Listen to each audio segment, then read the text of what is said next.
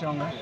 मेरा नाम शैलेंद्र जी महाराज एडवोकेट, मैं पूर्व मंडल कोऑर्डिनेटर, वर्तमान में विधानसभा प्रभारी बेलतरा रोड का प्रभारी बनाया गया हूँ। आप पत्रकार बंधुओं को मैं बहुत बहुत धन्यवाद देता हूँ। जो प्रभारी अब बनाया गया है, क्या पहली बार है कि इससे पहले कई आप पदों पे विराजमान रह चुके हैं? मैं तो इसके पहले विधानसभा जिला सचिव, विधानसभा प्रभारी इसके पहले भी था। ये विधानसभा में मैं सभी पदों पर मैं रह चुका हूँ। जी। तो अभी 2024 का चुनाव बीता है और 2027 आने वाला है। इस चुनाव में आप लोग किस तरह बसपा के हाथों को मजबूत कर रहे हैं, बहन जी के हाथों को मजबूत कर रहे हैं? किस तरह की मेहनत करेंगे जो बहन जी फिर पुनः मुख्यमंत्री बनने का काम करेंगे? 2024 में जो लोकसभा का चुनाव हुआ है, कुछ लोग बहकावे में आ करके एक गठबंधन यूपी एनडीए ने कहा कि हम 5 किलो राशन देंगे और इंडिया ने कहा कि हम 10 किलो राशन देंगे। एक ने कहा कि हम 15 लाख रुपया देंगे, एक ने कहा कि हम 8,500 रुपया देंगे।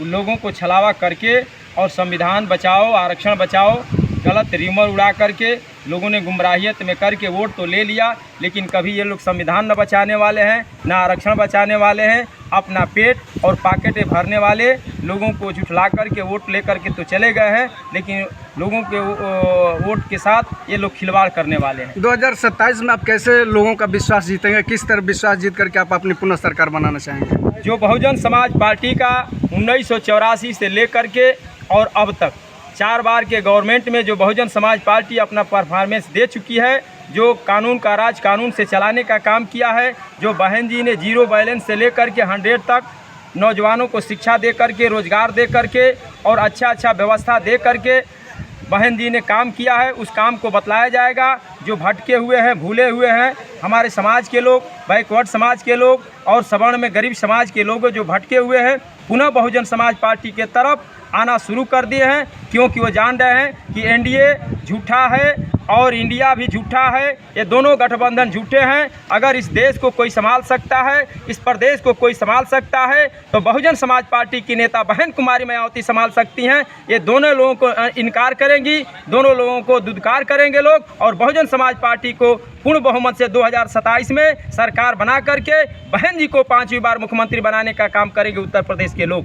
देखा जाए कि हर दल पार्टी चुनाव में आती है तो अपना वादा करती है, अपना मैनिफेस्टो जनता के बीच देते हैं कि बहन जी का कोई मैनिफेस्टो नहीं आता है, कोई वादा नहीं आता। क्यों, कि इसका क्या कारण है? देखिए, बहुजन समाज पार्टी का कोई मैनिफेस्टो नहीं है। बहुजन समाज पार्टी का और महापुरुषों का, जो बाबा साहब ने संविधान बनाया और मानवर साहब ने जिस पर चलकर दिखलाया, और बहन जी ने संविधान को ही अपना मैनिफेस्टो मानती हैं। और जो 395 अनुच्छेद जो प्रक्रिया है, विकास की कड़ी है, समाज का उसमें कल्याण है, वो वही मैनिफेस्टो है। अगर 395 अनुच्छेद, जिस दिन संविधान का 395 अनुच्छेद लागू हो गया, तो समझिए कि गरीब अमीर सभी का भला उसी में हो जाएगा।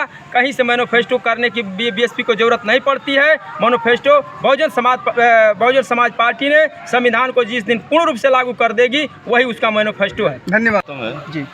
मैं विधानसभा का सचिव बनाया गया हूँ जी।